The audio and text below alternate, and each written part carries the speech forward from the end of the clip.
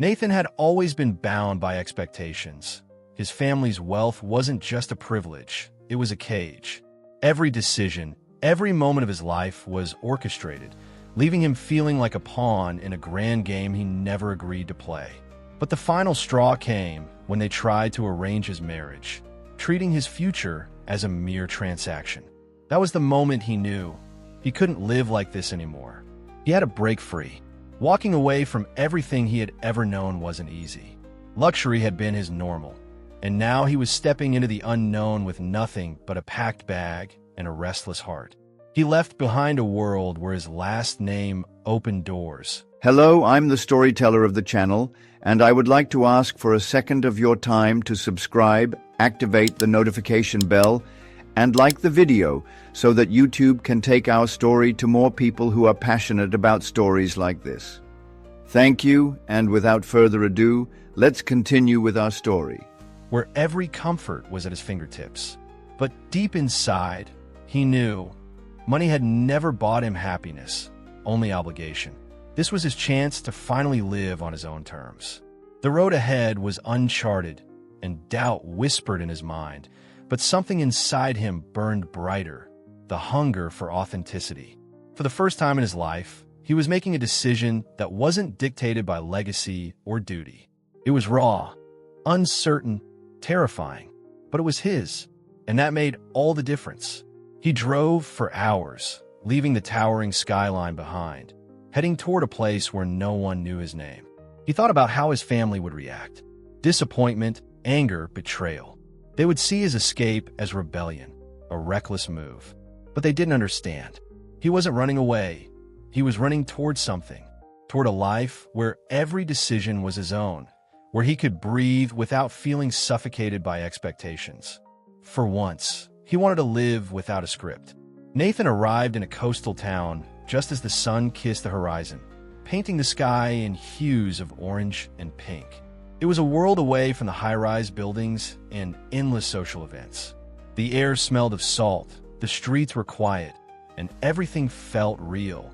He had no plan, no grand strategy, just a need to exist without pretense, without obligation. Maybe, just maybe, he could start over here. But starting over meant more than just leaving the past behind.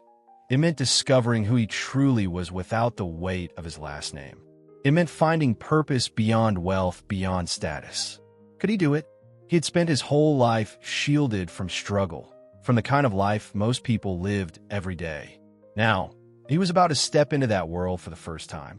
As he walked through the quiet streets, he spotted a small cafe, its windows glowing warmly in the dimming light. A woman inside moved with effortless grace, balancing trays, greeting customers with an easy smile. Something about the place, about her, felt different.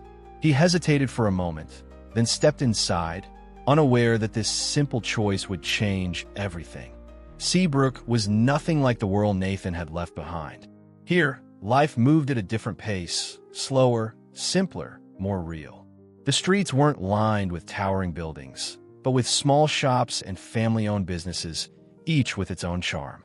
The cafe he had stumbled upon the night before had drawn him in, not just because of the smell of fresh coffee, but because of the woman who ran it. Claire. There was something about her, something grounded, something untamed. Claire wasn't like the women he had known in his past life. She wasn't draped in designer labels or obsessed with social status. She had the kind of confidence that came from knowing exactly who she was, from building something of her own. She ran the cafe with quiet determination, handling everything from brewing the coffee to fixing the occasional leaky pipe. Nathan had never met someone so fiercely independent, and that intrigued him. He found himself coming back the next day, then the next. At first, it was just for the coffee, or at least that's what he told himself.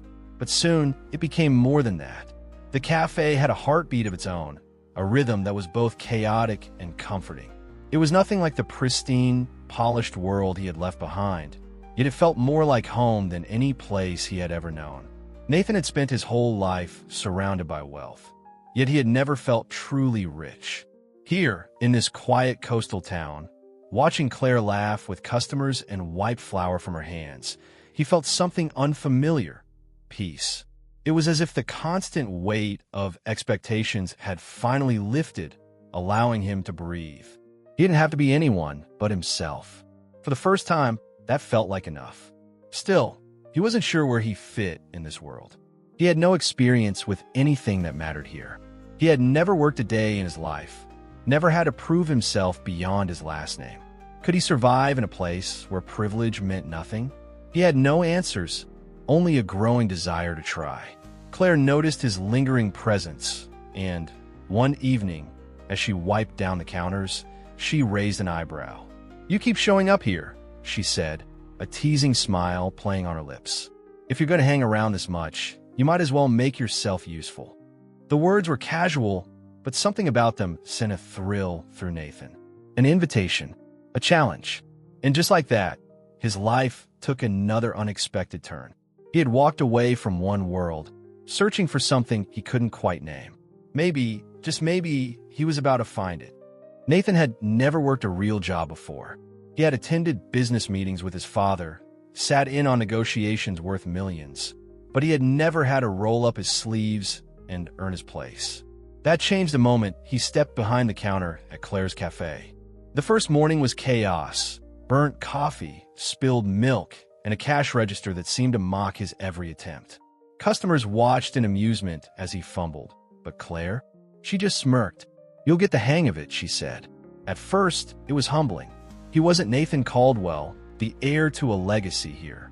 He was just Nathan, the clumsy new guy who couldn't tell an espresso from an Americano. His hands ached, his back stiffened, but something strange happened. He liked it. There was a rhythm to the work, a sense of accomplishment in every perfectly poured latte and every satisfied customer. It wasn't about profit margins or investments. It was about people, about moments, about something real. Claire never cut him any slack. She worked beside him, moving with effortless skill, her laughter contagious. "You're improving," she teased after he finally mastered the milk frother. "At this rate, I might actually start paying you." The playful challenge in her voice pushed him further. He wanted to be good at this, not for pride, but because for once he was building something on his own. The cafe became more than just a job. It became a place where he found himself. He learned the names of the regulars, memorized their orders, and discovered the quiet joy in small interactions.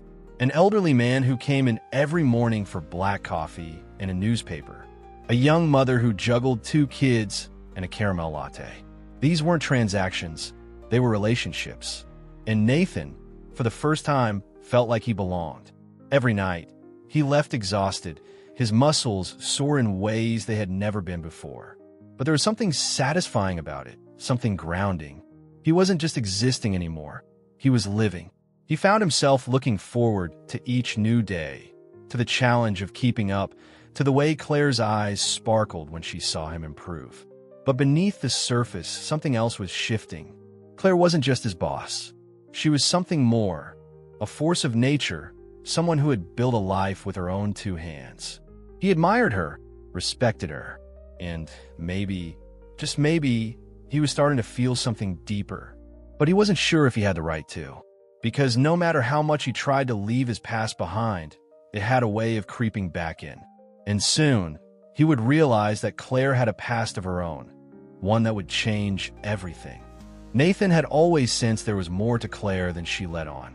She carried herself with a quiet strength, but sometimes when she thought no one was looking, her gaze drifted off, lost in thoughts she never voiced. One evening, after closing the cafe, he finally asked, "What made you stay here?"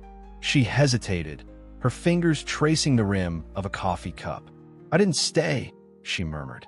"I left something behind." She had grown up in privilege, just like him, but her wealth had felt more like a leash than a gift. Her family had mapped out her life: an Ivy League education, a high-profile career, a husband from the right circles. But Claire had wanted none of it. She had walked away from it all, just as Nathan had. Only, unlike him, she had done it years ago. "Money makes you comfortable," she said, meeting his eyes. "But it doesn't make you free." Nathan felt an even deeper connection to her now. They were both running from the same invisible chains, both searching for something more. But before he could say anything, The cafe door swung open. A man stood there, his sharp suit out of place in the cozy shop. Claire's expression hardened. "Liam," she said, her voice cold. Nathan watched as her fingers clenched around the cup. Her brother. He hadn't come for coffee. He had come with news. Their father was sick. The man who had tried to control Claire's every move was now fading, and Liam wanted her to return. "It's time to come home," he said. But home had never felt like home to Claire. She had built her life in Seabrook, brick by brick, cup by cup. Going back meant stepping into the shadows of a world she had fought to escape. Nathan saw the war behind her eyes, the pull of duty, the weight of the past. He knew it well. It was the same battle he had fought the day he left his own family behind. But Claire wasn't like him. She wasn't just walking away from a name. She was walking away from a life she had carefully rebuilt. And now, she had to choose. The cafe, once a place of warmth and laughter, now felt heavy with unspoken tension. Liam's presence was a reminder that no matter how far you run, the past has a way of finding you. Nathan wanted to tell her to stay, to remind her that she was more than their father's daughter. But it wasn't his choice to make.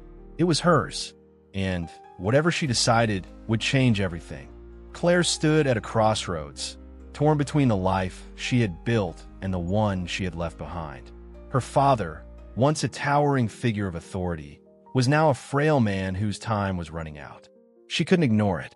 No matter how much distance she had put between them, there was still a part of her that felt responsible. But returning permanently? That wasn't an option. "I'll visit," she said firmly, looking her brother in the eye. "But I'm not going back." Nathan watched as she packed a small bag, her movements slow, thoughtful. He had never seen her like this, so caught between duty and identity. He wanted to tell her that she didn't owe them anything, that she had built something real here, something worth staying for. But he knew this was her fight. "I'll take care of the cafe," he said instead, and Claire gave him a small, knowing smile. They both understood. This wasn't just about the cafe. It was about trust. For the first time, Nathan wasn't the one running. He had spent his life escaping expectations, escaping control, escaping everything that made him feel like a prisoner. But here, in Seabrook, things were different. He wasn't just passing through anymore. The cafe, the town, the life he had stumbled into, it had all become a part of him. And more than anything, Claire had become a part of him. Days passed in a quiet blur. Nathan worked harder than ever, slipping into Claire's routine, memorizing the small details she had mastered. He greeted customers by name, learned how they liked their coffee, and, for the first time, felt like he belonged to something bigger than himself. He had once thought of himself as an outsider here, but now, he was starting to believe he could truly stay. When Claire returned, there was something different in her. Not sadness, not regret, certainty. She had seen the life she once walked away from, and it had only reinforced her decision. "I'm not going back," she told Nathan, her voice steady. "I belong here." And with those words, something inside him settled. He had been afraid she would leave for good. Instead, she had chosen this life. She had chosen to stay. Their past would always linger, like shadows that stretched just behind them. But here, in Seabrook, they weren't defined by the worlds they had abandoned. They were defined by the choices they made now. They had carved out something real together. And for the first time in his life, Nathan felt like he wasn't just living someone else's script. He was writing his own. But just as he started to believe his old world was behind him, reality had a way of reminding him that the past never stays buried for long. And soon, a shocking truth would unravel everything he thought he knew.